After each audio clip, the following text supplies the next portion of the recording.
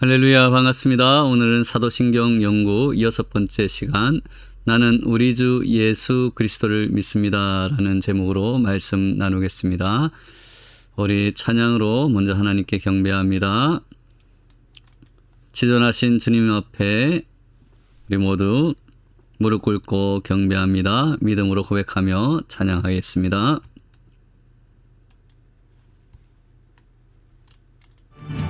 지존하신 주님 이름 앞에 모두 무릎 꿇고 다 경배해. 거룩하신 주님 보좌 앞에 엎드려 절하세.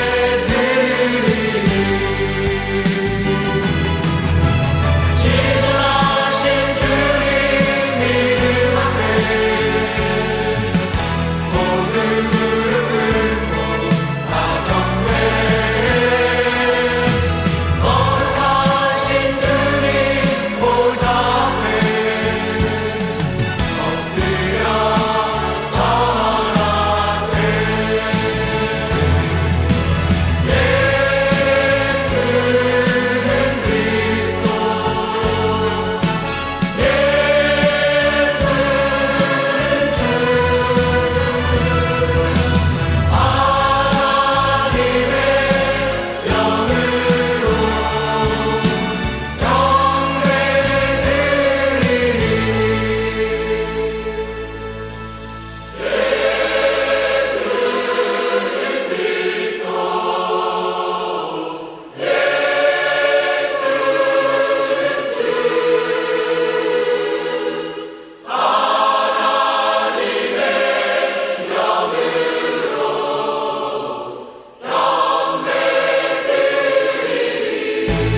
우리 모두 함께 예수 그리스도를 고백합시다.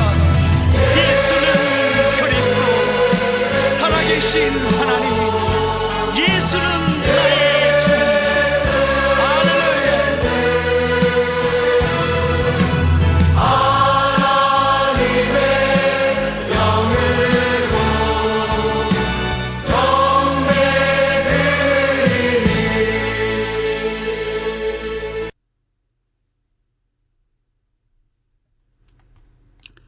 할렐루야. 나는 우리 주 예수 그리스도를 믿습니다. 예수님은 우리의 주인 되십니다. 아멘. 주님이라는 호칭은 예수님 당시에 많이 쓰이던 호칭이었습니다. 지위가 높은 사람들을 부를 때 주인님, 주님이라고 부르기도 했고, 특별히 로마 황제를 부를 때 이 주님이라는 호칭을 주로 사용했습니다. 그런데 우리가 예수님을 주님이라고 부르는 것은 그 차원이 다릅니다. 이것을 이해하려면 구약 성경에서 하나님을 부르는 호칭을 생각해 봐야 합니다. 우리가 잘 아는 여호와는 하나님이 모세에게 직접 그 음성을 들려주시고 나는 나다, 나는 홀로 있는 자다라고 알려주신 하나님의 이름입니다. 그러다 보니 유대인들은 이 여호와라는 이름을 아주 특별하고 거룩하게 생각했습니다. 그리고 구약 성경을 읽다가 이 여호와가 나오면 그대로 읽지 않고 아도나이라고 읽었다고 합니다. 그것은 하나님의 이름을 함부로 부르는 것은 죄악된 것이다 라고 생각했기 때문에 모세에게 가르쳐준 여호와라는 거룩한 이름을 부르는 것을 피하기 위해서 여호와라는 이 단어가 나타나면 아도나이, 주님이라고 그렇게 고쳐서 부르게 되는 것입니다. 이 아도나이는 주님이라는 뜻입니다. 70인역은 히브리어로 된 구약 성경을 헬라어로 번역한 성경을 70인역이라고 부릅니다. 이 70인역에서 구약 성경에 6,000번 넘게 나오는 여호와라는 단어를 이 아도나이, 주님이라는 단어로 번역해 놓았습니다. 그래서 예수님을 주님이라고 부르는 것은 구약에서 하나님을 주님이라고 부르는 것과 같은 맥락입니다. 즉 구약에서 여호와 하나님을 아도나이라고 주님이라고 부른 것처럼 우리가 예수님을 주님이라고 부르는 것은 예수님을 하나님이라고 부르는 것과 같은 뜻입니다. 예수님이 우리의 주인이시면 우리는 무엇입니까? 바로 예수님의 종이라고 표현할 수 있습니다. 신약성경 서신서를 보면 바울이 쓴 서신에 바울 자신을 예수님의 사도라고 부르지만 때로는 예수님의 종이라고 부르기도 합니다. 예수님을 주님이라고 부르는 사람은 예수님의 종이 되는 것입니다. 오직 예수님만이 우리의 주인 되심을 우리는 표현할 때 우리 주인 대신 예수님의 종인 나다라고 고백하는 것입니다. 즉 우리는 예수님의 종이다라고 표현하는 것은 오직 예수님만이 우리의 주인 되심을 믿음으로 고백하는 표현이 되는 것입니다. 왜 오직 예수님만이 우리의 주인이 되십니까? 그것은 예수님께서 우리를 죄와 죽음의 노예에서 해방시키시고 구원하시기 위해서 예수님의 핏값으로 우리를 사셨기 때문입니다. 이 점은 하이델베르크 교리문답이 잘 보여주고 있습니다. 하이델베르크 교리문답 34문 같이 읽도록 하겠습니다. 당신은 왜 그분을 우리 주라 부릅니까? 우리 답변도 같이 읽겠습니다. 시작. 왜냐하면 그분이 금이나 은이 아니라 그의 보혈로서 우리의 몸과 영혼을 우리의 모든 죄로부터 구속하셨고 우리를 마귀의 모든 권세에서 해방하여 주의 것으로 삼으셨기 때문입니다. 아멘. 여기서 구속이라는 단어를 잘 살펴봐야 합니다. 옛날에는 종들, 노예들을 돈으로 사고 파는 일이 흔히 있었습니다. 그런데 성경은 예수님께서 우리를 사들이셨다고 표현합니다. 마귀의 종이 된 우리들을 사들이셨습니다. 이렇게 종을 사들여서 풀어주는 경우를 구속하다라고 합니다. 구속이라는 한자의 뜻을 보면 구원하고 죄를 면하기 위해서 돈을 바쳤다, 즉 돈을 주고 샀다라는 뜻이 담겨져 있습니다. 신약 성경에서는 속량이라는 표현이 많이 쓰였습니다. 속량에도 몸값을 받고 노비의 신분을 풀어주어서 양민이 되게 하였던 일이다라는 뜻이 담겨져 있습니다. 즉 구속과 속량은 같은 뜻입니다. 이렇게 예수님께서 우리를 구원하시고 우리의 죄를 면하게 하시려고 사들이셨으니 예수님은 우리의 주인이 되시고 우리는 예수님의 종이 되는 것입니다. 신약성경 시대에는 로마라는 거대한 제국이 유럽 전역을 다스리고 있었습니다. 그리고 아프리카 북부까지 뻗어 있었습니다. 이렇게 큰 나라를 유지하기 위해서 로마는 황제의 권위를 높이려고 했습니다. 그래서 로마 황제를 신처럼 섬기게 했습니다. 도시 한복판의 광장에 큰 황제의 상을 세워놓고 거기에 절하면서 황제가 주님이시다라고 고백하게 했습니다. 성경은 그러나 예수님이 우리의 주인이시다라고 가르치십니다. 예수님이 우리의 주님이라고 고백하는 것입니다.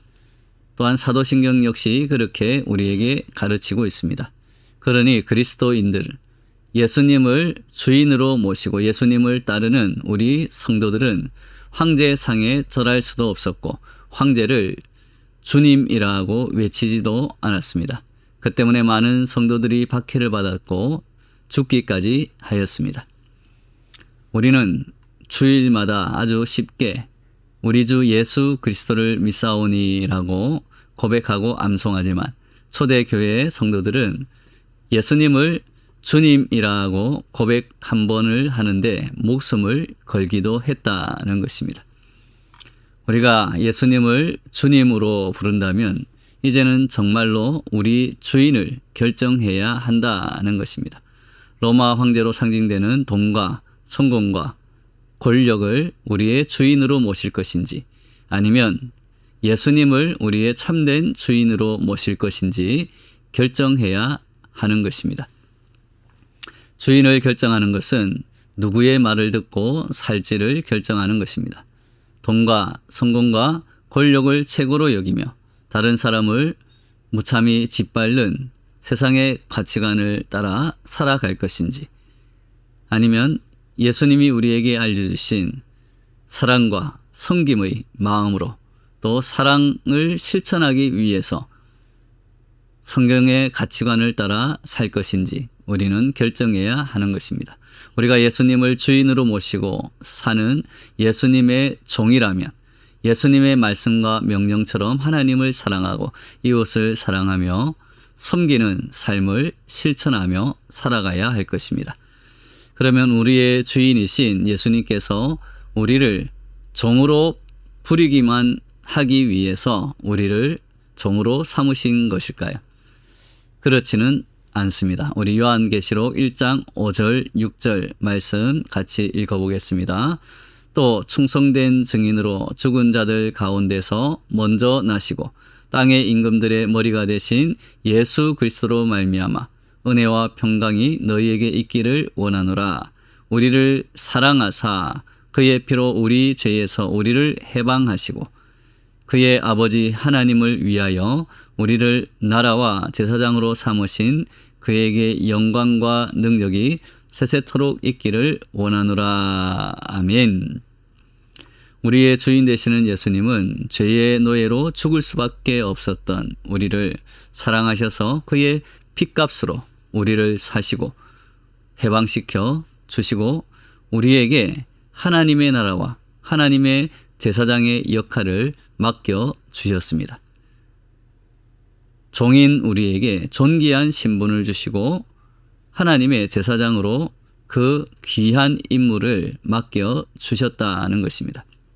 사랑하는 여러분, 우리 모두 예수님을 주인으로 모시고 하나님 나라를 위해서 제사장처럼 사람들을 하나님께로 이끄는 생명의 일에 힘쓰며 살아갈 때 우리 주인 되시는 주님에게 충성된 종이라는 칭찬을 듣게 되는 저와 여러분 되시기를 예수님의 이름으로 축원합니다.